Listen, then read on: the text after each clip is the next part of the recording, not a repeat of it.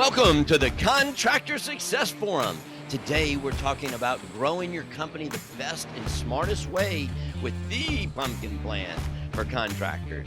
And with us today on our Contractor Success Forum, we have Stephen Brown, McDaniel Whitley Bonding and Insurance Agency, and Wade Carpenter with Carpenter and Company CPAs. And I'm Rob Williams with Iron Gate Entrepreneurial Support Systems. And we are here to talk about the pumpkin plan for contractors. The pumpkin plan. So, What are you talking about, Rob? Contractors don't grow pumpkins. don't all contractors grow pumpkins? I've I never don't. met one. You haven't? Oh my No. God! I thought that was what we did. So there's a concept and an analysis of these great, awesome pumpkin planters. You can study the way they do it. They grow these pumpkins that the book I was reading about it, it said they were like over 1,500 pounds. Now with Google, they're over 2,000 pounds. You can grow this colossal pumpkin that's 2,000 pounds plus in a really short time, in just a few days, as opposed to a bunch of little ones that are not very special. And if you have one pumpkin, it can grow colossally, which is like being more profitable in your business. So growing big pumpkins is like growing big profits. That's where you get the name. Yes, that's right. So, yeah, if you So have a bunch of little businesses, they will not be as profitable. You find that one colossal pumpkin that is making great profits and perfect for you and perfect for the right clients that you can systematize, and you grow that one and you'll be much more profitable. You'll have a lot less stress and everything will go smoothly, and the growth of it will be exponential compared to what you do if you do like some of my businesses and you have all these little businesses, because you're constantly fixing the problems rather than focusing on your best products, your best offerings, the best jobs that you know how to do. And you can grow those and keep the profits and do it with a lot less effort than spreading yourself out really thin and having a bunch of little mushy pumpkins in the garden that are squished. That one big colossal pumpkin.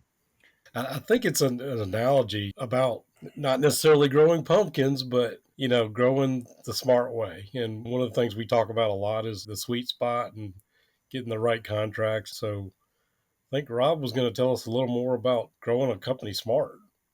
Right. Today, we're doing the pumpkin analysis here. So there are 5 ways that you grow a pumpkin. There are 5 steps to grow in a colossal, amazing pumpkin a rather than just 2,000-pound pumpkin. 2,000 pound plus That's a pumpkin. lot of pumpkin. You have to start with the seed. You have to pick that right seed that's exactly right for your business. And I know we don't have 2 hours to talk about this, so I'll kind of go through it a little faster today. But that seed that you have, you've got to pick the perfect one, the right conditions for the right soils, that's going to be just that right one. And that's your business strategy. Like analyzing your business strategy with your seed, you get the right, unique business and the right thing that makes you unique. I know I tried to look at other businesses and copy them and try to be just like them and just be a little bit better. But if you can do something where you're unique and do something different, that's when I've seen these contractors really do something. If they've got a specialty where they're the only ones that know how to do that, and it's amazing, and they can do something that also matches their values and their beliefs and what they want to do, then you can go much further with that. But in growing the seed, we're actually going to talk about 3 parts of that. So that's one step. That's one part of that, is being unique and having that specialty that you're doing. Stephen, we've talked about that a lot. I don't guess you've ever seen specialty people be successful with Oh, your. yeah. Yeah. No, absolutely not. Tons of specialty people have been outrageously successful and profitable. And think about this 2,000-pound pumpkin, Rob. I can't get that out of my head. And I did see a documentary once about how obsessive these people are that grow these pumpkins this size, and how just like one monster pumpkin seed or watermelon seed or whatever you're growing from a giant pumpkin or watermelon can sell for like a couple of $1,000 a piece. It's No, just it's crazy. crazy. It's an obsession, isn't it? It is. It's crazy. And And is that what you're saying? You need to be obsessive compulsive about growing this well, pumpkin? actually, you kinda are on your unique thing. You need to be obsessive and focus on that one area and not get distracted by all the other shiny objects, which I've been guilty of that so many times, but looking back, I wish I had focused on figuring out what my core is, because 95% of all of our businesses are the same. It's just that 5%. It's just a little bit. I mean, everybody has accounting and you have bookkeeping, you have somebody that's looking over a job, and Well, if you you have have to order Wade, you got the material. best accounting, but go ahead. Yeah, yeah, that's right. But you've got it, but there's only 5%, so it's just some small changes that you can do, and when you do it, it actually makes it easier. I keep stressing that point because we think it's gonna be harder. I always tend to focus on just trying to please everybody all the time, and so I spent so much effort on all the things that I did badly, and then that kept me from doing the things that I do well, do more of it, because I could have done more and more when I got into, say, for me, it was Windows, or got into doing some just oddball things where if I had put those efforts on that one key unique thing that made me unique, it would have been better. But anyway, How do you target what that is, Rob? you target that in a lot of different ways. You have to find something and you test it. We'll talk about three different things. Your unique area, it has to be unique for you. You need to go by something that you're wanting to do. You have that talent. You want to grow that, because we're usually talking about profits, but you also want to enjoy it and be happy. But there are three areas to make, and we talked about the sweet spot earlier in a different episode, but there are three circles, concentric circles that overlap each other. And we're talking about the unique. So you have unique, but also identify your top ideal clients. And you've got to do an assessment that. So when you can overlap, you find what makes you unique. And there's so many different ways to do that. So you've got to identify that. But also, you've got to pick something that's profitable, that you're going to sell, that people are going to want. So you have to identify who those top clients are. And when we're identifying those top clients, you've got to do an assessment. You line them up and rate them by revenue, by who is buying the most from you, where you're most profitable. And then sometimes you may not like those guys. You got the cringe or crush theory of that. When they call you, are you dreading the call, or are you like, hey man, good to see you, man? When are we going to have a beer? So that's one of the other aspects. So you've got your seed. And when we're talking about the clients, that's the vine is serving your best customers. So you figure out who those best customers are, and you figure out what you're unique at. And then that can be a great mix of the two. But there's a third element to that. You've got to also be able to systematize it. And if you can't systematize it, you're going to be trading time for money. You're going to have to do all the work yourself. So you're going to be limited. You're not going to be able to grow the company. I've seen so many things, especially in our industry, in the construction industry, a guy learns a trade and he can't ever get anybody else to do it. And if that's what you want to do, you could be building your job, but that's not going to be a business unless you can systematize it and train other people to do that, where it can be repetitive, where it can go without you. Then you're not going to be able to do it. That makes sense. You systematize things so that everybody in your organization understands what you're how to grow this great pumpkin. And Right. and then the vine is your customer base. And Yep. in order to grow a giant pumpkin, they got to have lots of water and fertilizer and miracle grow and whatnot. Right. And that's your systematized, and it grows while you're sleeping, while you're not Ooh, I there. like that. Yeah. So yeah, they've got some pills out there that you can take and just Yeah. lose tons of weight when you're sleeping. Of course, your bed's a mess, but Yeah. well, I don't know. I haven't bought it yet, but Yeah. Yeah, because actually, I just put a soaker hose in my garden. So my systemization, I'm going to grow a giant pumpkin. So, I'm sure these giant pumpkin vines have like IVs hooked up to them, don't they? oh I mean, yeah, yeah. They actually, some people do inject things in these, but they put up a watering system that will water them constantly. Just like we want to be constantly in front of our clients, we don't want to water them too much. You can soak the things where you're just drenching them, or you can give them just the right amount of water all the just the time. right amount. So if you soak them and drench them, then your client's going to run away from you. And they're going to say, here he comes again with his business cards. No, don't get me. So, but you want to be you But want to be where they are. yeah, You want to if get the you're too right amount of obnoxious, you can water. kill the great pumpkin.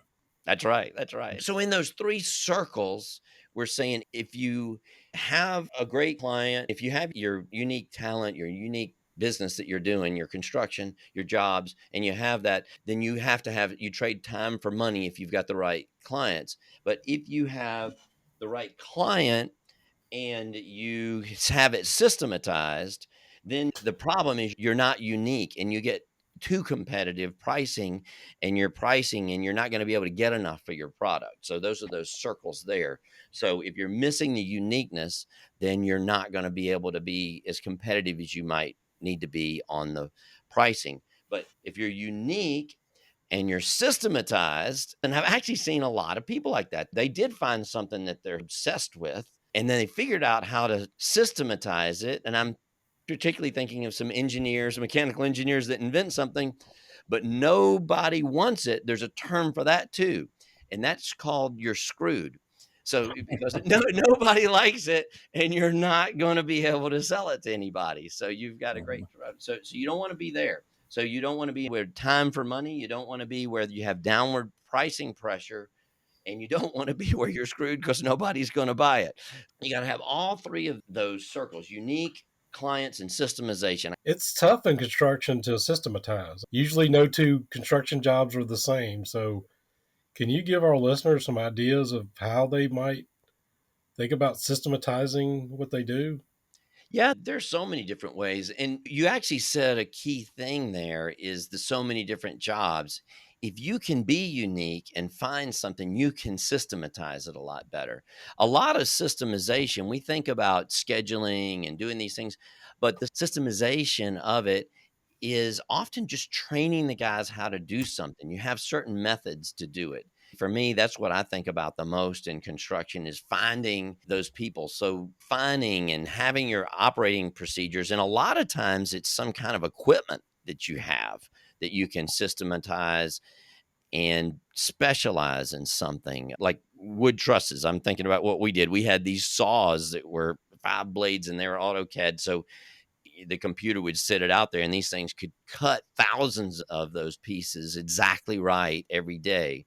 And that's a system. It's a piece of machinery, or you might have certain dirt work machinery. You might have these pools. I'm thinking one of the cool things, my next door neighbor's talking about putting one of these things in these green turf things now. They have a system. They've learned how to do it exactly right. They don't have to explain. They have the aggregates down below where it'll all drain, and you've got to figure out those things to do them right the first time. I'm sure the first few jobs that they had were pretty bad. And I've thought about installing some of that myself, but I'm sure if I did it myself, I wouldn't know their systems and we'd have a nightmare. We'd be digging it up. We had one of your clients as a guest on our show, and he was talking about the way he systematized, even with his jobs, he had them take a certain number of pictures Mhm. on the job each time. So they're just procedures. What do you do every time you get there? I think we talked about another guy that parked his truck exactly the right way in front of the house so the logo would be right on the truck in front of their door when they saw it. There are a lot of things you can systematize, especially it's a great example if you have one type of a job, you can figure out what those systems are. But if you've got a million different types and you don't ever repeat what you do, you're not going to have it. It's reinventing the wheel every time, I guess, right? It is. And having the right tools. Gosh, I got so many tools now because I enjoy doing things at the house now that I don't do it for a living anymore, now that I'm talking about it. So, but I tell you what, for me to do one job and this other one, I've accumulated so many tools. I'm not giving you my address because I get so many tools stolen. Nobody go to my shed. But that's the systemization of it. And if you can get that right, then you're going to be so much more efficient. You're going to have that price competitiveness. But if you can be unique, you can also get the best price so you can get a good margin and be able to repeat it over and over again while you're not even there. But then there are 2 more parts to this. There's the root analysis. How do you get the more sales? So Rude or root? a root Okay, analysis to where okay. literally these pumpkin guys, they wear these goggles and they look at the roots down there to see whether they're broken, if they're healthy. They can tell by the heat, and you analyze that and you keep that going. And that's just like our sales funnel. Do these And pumpkin growers have any friends? I'm just curious.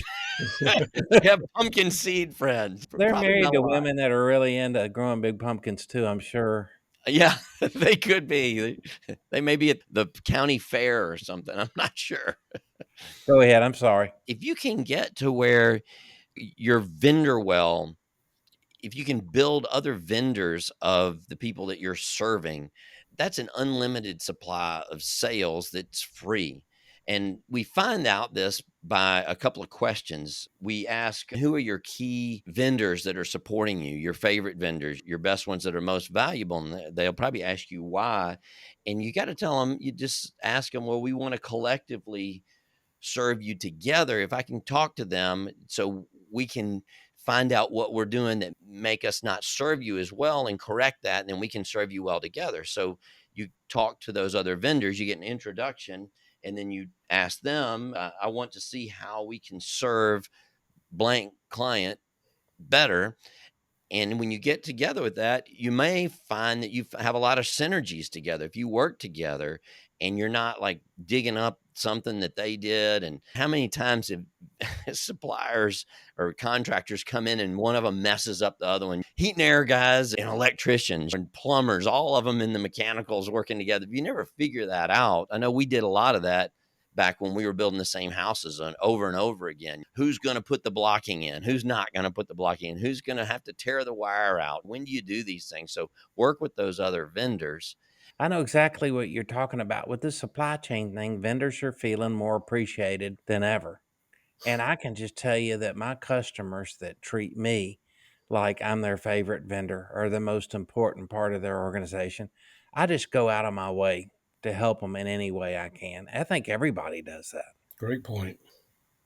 Yeah, if you get that vendor well, so many people have told me that they have more sales than they can do. And so it's almost like a waiting list. And so then they really worry about their efficiency and their systemization, that kind of stuff. And it's amazing how the profits go up on those companies when they can do that.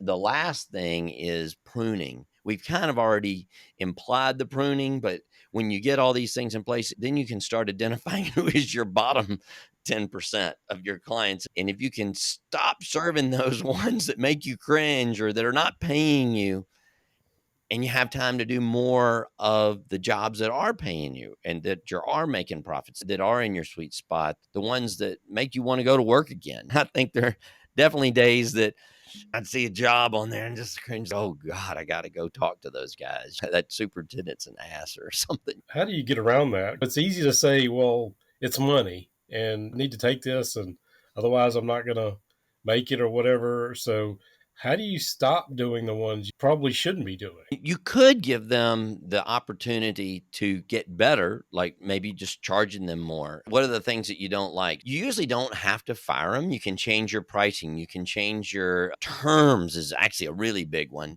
And if they don't accept the terms, then they go away. You don't necessarily have to say, I'm not going to do your job.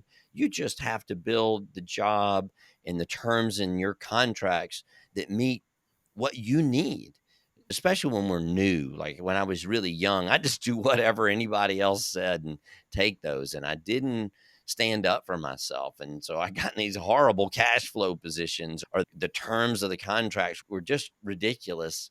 And it may have been something that they didn't really care about, or maybe there was another client. And when they do go away, you don't really worry about that revenue, because if you're unique and you've got great customers and you have built this vendor well, you've got plenty of customers. They're going to come. When you quit doing the ones that they're sucking up all your time, that's another one of your key worst clients, are the ones that takes the owner or the executive time himself to do. He's got to spend all that time where he could have been out finding more jobs. I think we were actually probably a bad vendor when we were the big boys on there. I keep thinking these stories and I was like, oh, that was us. We were very strict on our purchasing and we were kind of hard to deal with. So I think a lot of the clients, a lot of the subcontractors that we had, probably would have been better in some different pastures. Now, there were some that were really good fits that got really wealthy and they did a lot of things, but there were some that we just weren't good fits, and both of us would have been better off if they had gone a different direction. I got a contract for a bond the other day from one of my contractors, and the contract was just horrible. And I said to him, "Why do you keep signing these contracts? It's like getting back together with a toxic girlfriend. It's just got to stop." And I think that kind of all leads into this pumpkin plan. Like to grow a big pumpkin, you got to kill all the smaller pumpkins so they don't take away from the big pumpkin what you're feeding it, right? Oh, yeah. Oh, yeah. And to me, trying to decide what is that great pumpkin customer are the ones that take your advice and pay your bills on time, respect you. Stephen, Wade, you were asking me a minute ago, how do you know what that unique thing is? Well, there are a couple of questions you can do instead of just figuring out internally. You ask your clients, not all of them, just ask your good clients once you've identified who they are. So this isn't just an order, it's circular. You keep going back and forth and improving each area, but you can ask them, what am I doing right? And why are you doing business with me? Ask them. They'll probably tell you. And when they answer you, don't take that and say, okay, that's what we're doing right. We're fine there. That's probably what you need to do even better. So take whatever they say, instead of being satisfied with it, take that unique thing and even go further and work harder and harder. If they say, oh, it's because you get to us in 2 days. Well, see if you can get to them in 1 day, and you're going to be even stronger and stronger. And the second question, instead of don't ask what's wrong with us, because these are your good clients. So they're going to lie to you. They're going to be friendly. Y'all are probably on a good relationship. So when you say, don't say what's wrong with me, say what's wrong with our industry. And that's Uh, where they're going to describe your industry. And and all because they they're know not going to about tell it you, is through you. yeah. And then when they You pretend to describe, not take offense. You just go, yeah, that's right. And you yeah. have a good conversation. And Or that's you name your probably what you're competitors doing and go, wrong. I've heard that about them. Right, right. And that's two of the best things to find your unique characterization that helps you find out what you're already doing that's unique. Most of the guys we talk to, they already do a bunch of things and they're really trying to just narrow down. They are already doing something that's unique. They just have to identify what that is. And it takes somebody else to tell you. That's the biggest thing. And even in our business and services, anything, it's nobody knows what their unique talent is. Somebody's got to tell them, because if you have a unique talent that you're really good at, you think everybody else can do it too. And they probably can't. So you need somebody else to share that with you. I keep thinking about what Steven said about going back to that toxic girlfriend. Well, she's probably easy, and maybe it's the easy thing to do to go back to that job you've been doing. And sometimes it is hard to go after some of those things that you want to get good at. So maybe Yeah. easy isn't the best route. It is. You just Or set me the squeaky wheel. You precedent. might go that loud one that just keeps calling you or something. That may be the other way where the guys are calling the girls, but that one just keeps, okay, they keep calling. I guess I'll go. The squeaky wheel. Try to not do that squeaky easy wheel. Stephen just set me up to say that. There are lots of things I was going to say, but you know, the worst thing is just doing the same stupid thing over and over again. And I love what you're saying, Rob. Identify these things. And if you don't know how to identify things, get some help and just do it, because I can just tell you, and I mentioned this before, firing customers, they could just cling to your neck. Oh, Stephen, I'll never leave you. And yes, you will. You know, the party's over. It's over. I'm sorry. And that's the way they are. And that's the way they drain you. And that's the way they operate. And those are the people you just don't need to be around. I love this idea, Rob. I'm ready to start growing my own giant pumpkin. All right. All right. We all need to go pumpkin plans. Everybody order your seeds today. Yeah, baby. Well, get started. And Rob, I know you're putting out a book soon that'll help people. That's right. We have the pumpkin plan for contractors. Look for that. It's coming.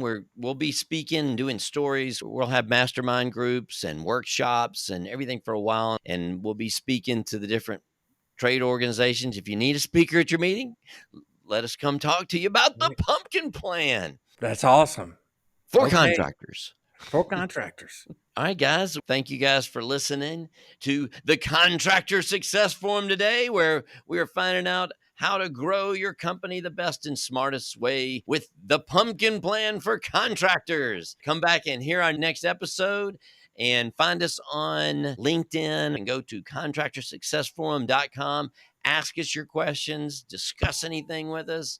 We're here for you. Give us some new topics for the shows, and we'll see you on the next episode. Thanks. Thanks for listening.